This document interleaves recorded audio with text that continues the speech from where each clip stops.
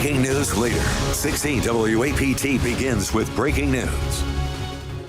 Good afternoon, everyone. I'm Allie Ware. Thanks for joining us at noon. We continue to follow winter weather coverage across the state and country. That's right. A massive winter storm swept through the U.S. and now thousands are dealing with the aftermath in different parts of the country. I'm Joe Cook. Thanks for joining us. Let's take a live look at Olive Branch this afternoon. Take a look. You can see from your screen the ice is completely covered in ice and snow there. That is at Goodman Road this morning. And there have been a few vehicles riding through this area. You see one going down the street right now, despite all the snow that you see on the ground, but still not much activity out there at this time.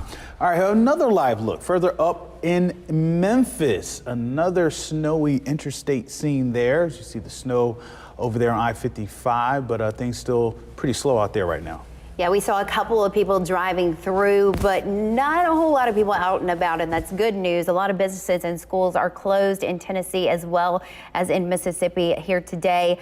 Now, those are most likely essential workers that are traveling to and from work or maybe grabbing some last-minute items at the store if it remains open today. But that's just a glimpse of what many are experiencing. There are several other states affected by this storm. And Christina, Jackson certified most accurate forecast. What's happening now, what we can expect. Christina. Yeah, we're really just dealing with bitter cold temperatures outside. I mean, the real feel values tell the story. Right now for us here in Jackson, we're still feeling like 13 degrees as of 12 o'clock. 10 over towards Tupelo, Memphis, feeling like 5 degrees for the real feel in Nashville. So it is going to stay on the frigid side today. Many of us are going to remain below freezing, and the real feel value is even colder than that. I don't really expect us to get much warmer, really, for the real feel values, upper teens to low 20s on tap going into the next couple of hours. The good news is for the metro itself, we don't really have icy conditions on the roads. That's really tailored over towards the Mississippi River and the Delta. So if you are heading out this afternoon, the drive times look fairly good to go from US 49 South, Pearl to Florence, about 10 minutes, about 20-minute drive from Clinton into Brandon. One thing to keep note of, though, we're still seeing issues over towards Dallas-Fort Worth International Airport, where ground delays have been delayed to almost 4 hours. There was a complete ground shutdown earlier this morning, and that now has improved, but just ever so slightly. 4 hours is a significant delay over there. So if you're on the hitting the airs later today, if you're going towards Dallas-Fort Worth, just keep that in mind. We're still dealing with power outages over the state. Over 153,000 customers still in the dark this afternoon, and that encompasses the entirety of Mississippi. It's going to take some time for our North Mississippi to actually see improvements, not just on the roadways, but with power being restored. We're going to talk more about the bitter cold air that we're expected to last throughout the week, all coming up. Joe and Allie. All right, thanks so much, Christina. And Energy Mississippi has begun assessing damage and restoring outages to more than 55,000 customers. A severe winter storm swept through the region from South Haven to Natchez, leaving hundreds of thousands in the dark and the cold. And because of icy roads and travel safety concerns, Entergy will not hold an in-person news conference today. Instead, the company is releasing a video update featuring President and CEO Haley Fizackerly. He outlines the steps Entergy is taking to help customers while crews work to safely restore power and address safety guidance, the restoration process, and the impacts of ice on the grid. Now, one of the biggest challenges linemen face during an ice storm. Ice accumulates not only on our power lines, but also in the trees. And so when you're out about, we ask that you be careful. In fact, if you have no need to be on the roads, please stay off. Our crews need access to roads to be able to move, heavy equipment is moving, and that's needed for first responders as well. And Fizackerly says there are over 2,400 workers in the state restoring power. He says additional workers will also be dispatched. And our coverage of that massive winter storm continues this afternoon. 3 people have died during the storm that swept across the state of Mississippi. The latest in Hinds County, where a man's body found on St. Thomas Parkway in Bolton. The Hinds County coroner says 66-year-old Bobby Freeman of Jackson was driving Saturday when his vehicle either stalled or broke down. The coroner says at some point he left the vehicle. He was found Sunday morning by a passerby in the driveway of a home. The coroner says Freeman suffered from a pre-existing medical condition that would have impaired his judgment. The Hinds County Sheriff's Office is investigating. In Jefferson County, the sheriff says 22-year-old Jacob Ohanan of Vicksburg died in a house fire. 6 people were inside the home, 5 able to escape with no injuries. The cause of that fire is still under investigation.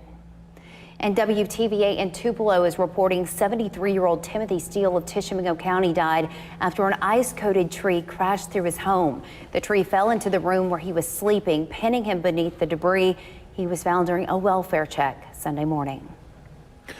Due to inclement weather and cold temperatures, Richards Disposal will not collect garbage today. Service is expected to resume Tuesday if conditions allow. The manager asks that you do not place trash at the curb until your next scheduled collection day. And we also have continuing coverage, especially out in Yazoo County. That place really hit hard over the weekend as we're still trying to get information there and the impacts of this winter storm. Yeah, that's where we find 16 WAPT's Ross Adams from an emergency shelter in Yazoo City. Adam, Ross, what are we looking at there?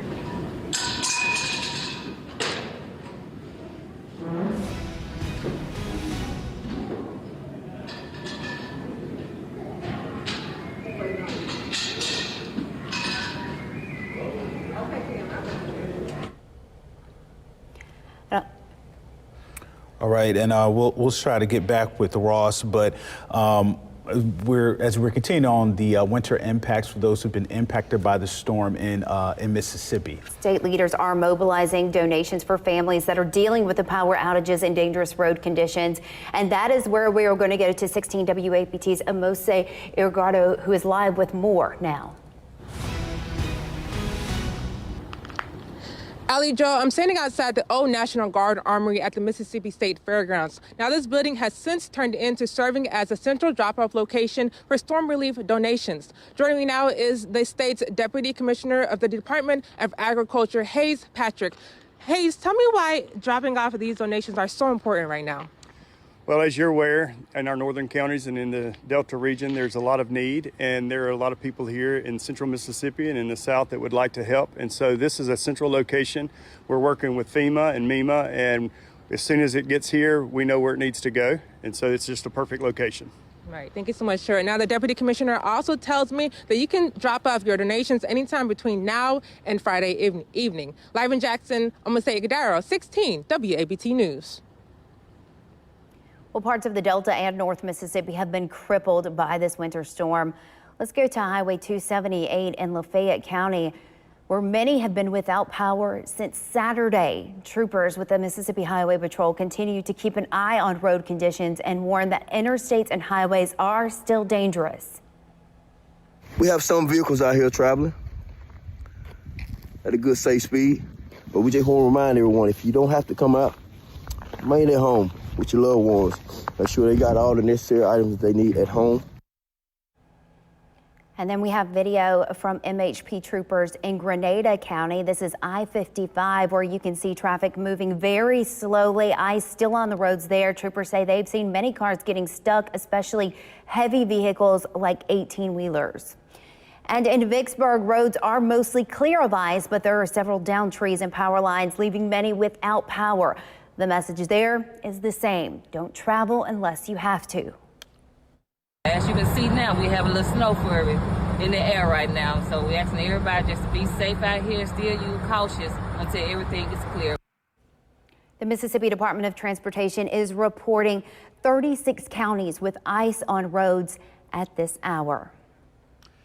Adams County got hit with its fair share of winter weather as well, and we have a image here of a big tree coated with some light traces of snow. Actually looks pretty scenic as well. However, it's blocking 2 lanes of a highway. This other shot, another gorgeous one. You see the highway lined by the scenic view on both sides as well.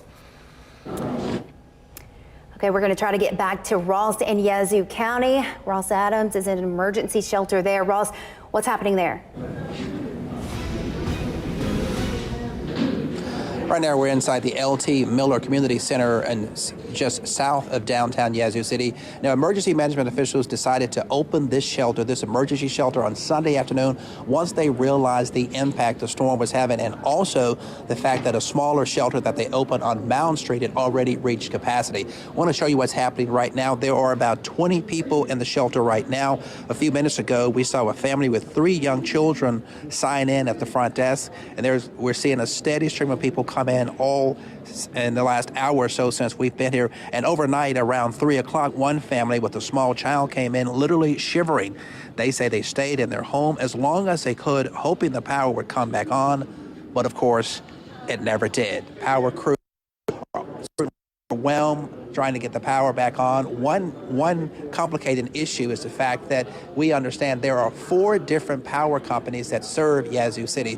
So there's a power company that serves the city, and there may be 2 or 3 other separate smaller power companies that also serve different parts of the county. Right now at this emergency shelter, they're preparing to serve lunch in just a few minutes. We heard a manager say just a short time ago they're waiting on the hamburgers to arrive. So that's some good news for these families who have a warm place to ride out the aftermath of this ice storm. For now, we're in Yazoo City.